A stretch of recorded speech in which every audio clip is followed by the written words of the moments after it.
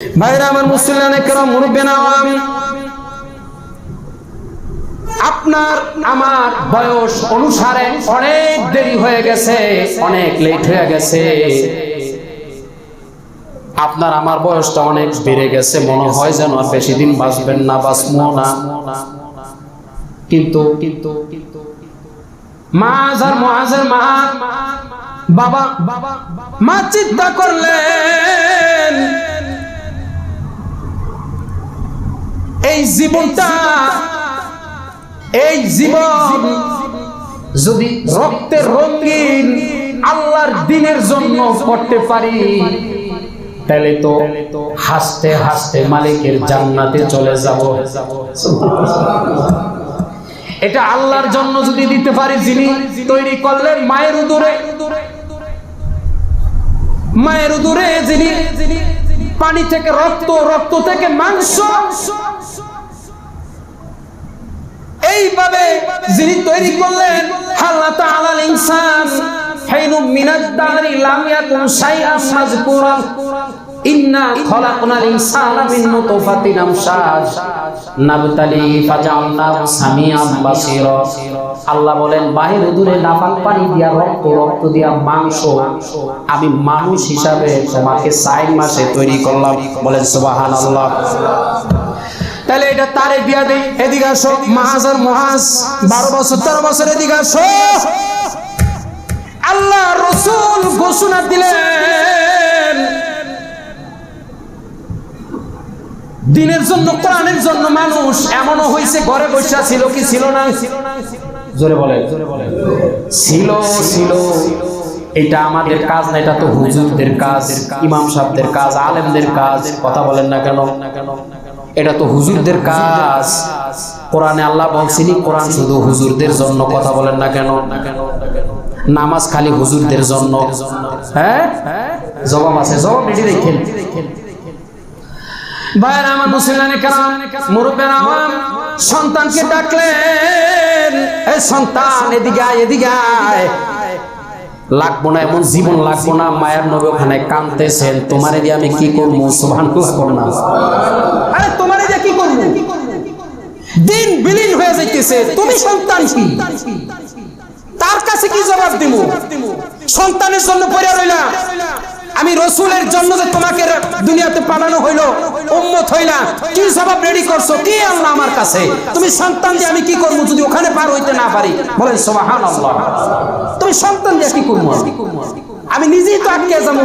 High হাতা, high হাতা lima তুআদুন in হিয়া ইল্লা হায়াতুনাদ দুনিয়া নামুতু ওয়া নাহইয়া ওয়া মা নাহনু বিমাবউসিন। আমি তো বলবো আফসোস, আল্লাহ আমারে বাঁচান।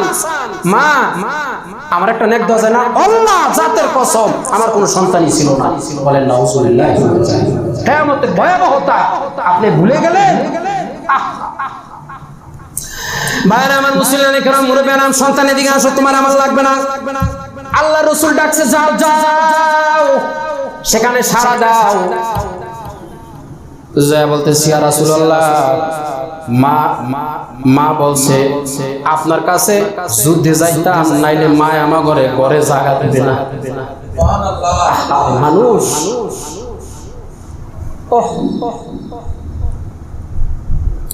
ইয়া রাসূলুল্লাহ, মা ঘরে জায়গা দিবে না, মা আদর করবে না। মা বলছে তোমরা তাইলে আমার সন্তান না। সুবহানাল্লাহ কোন? বুঝলেন না ভাই? অবহেলা করলেন। মা জায়গা দিবে না। ইয়া রাসূলুল্লাহ, মা যদি জায়গা দেয়, মার আদর পাইতে হইলে আপনার সাথে আমাদের যুদ্ধে যাওয়া লাগবে। আল্লাহু আকবার।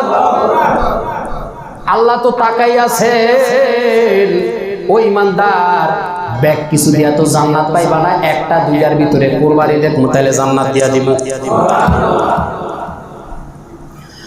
ইয়া রাসূলুল্লাহ, আয় কি বলতেছে?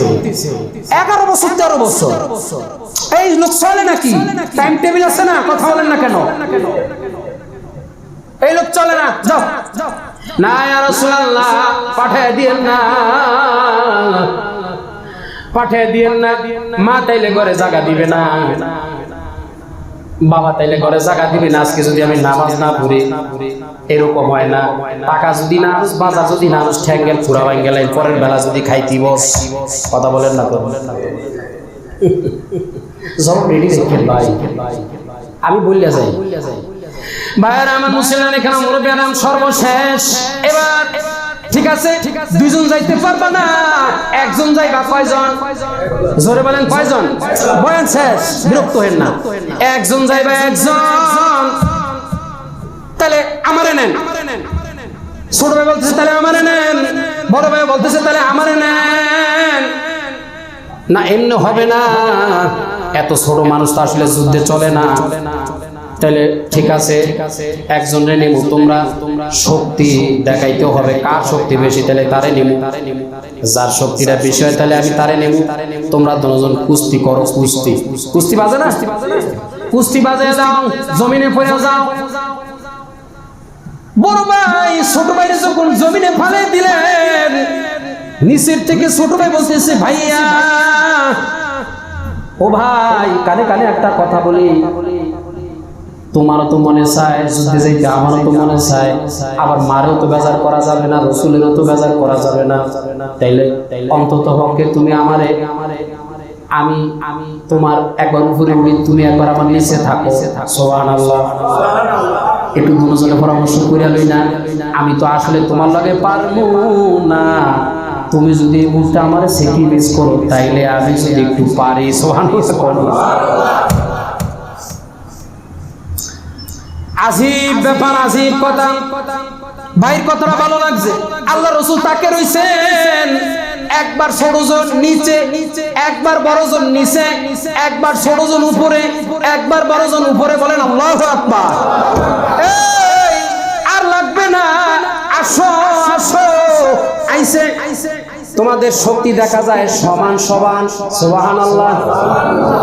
ছোট ভাই খুশি হয়ে গেছে, বড় ভাইও খুশি হয়ে গেছে।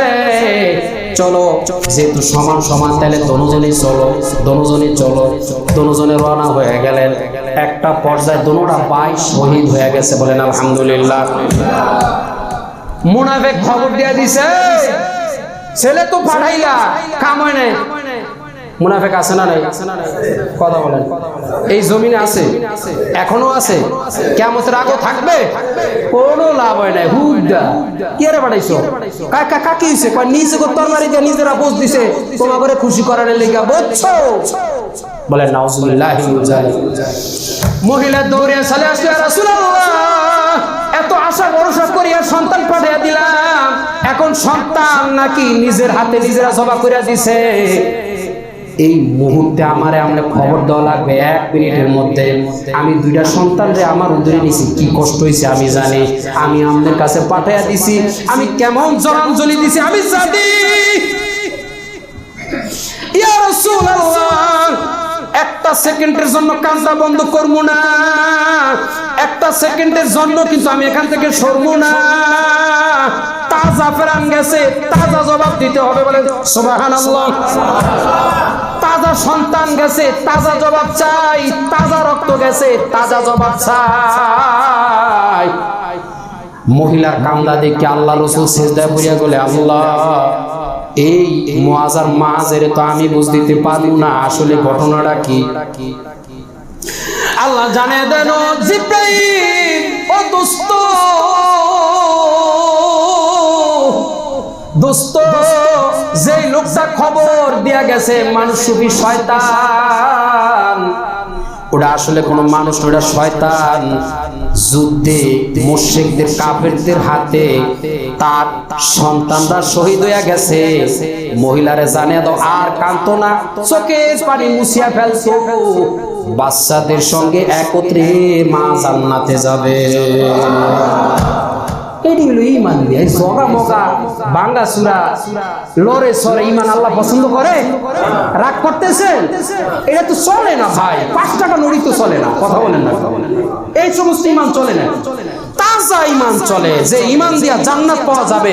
যদি না হয় এখন থেকে তৈরি করেন। বলেন আলহামদুলিল্লাহ।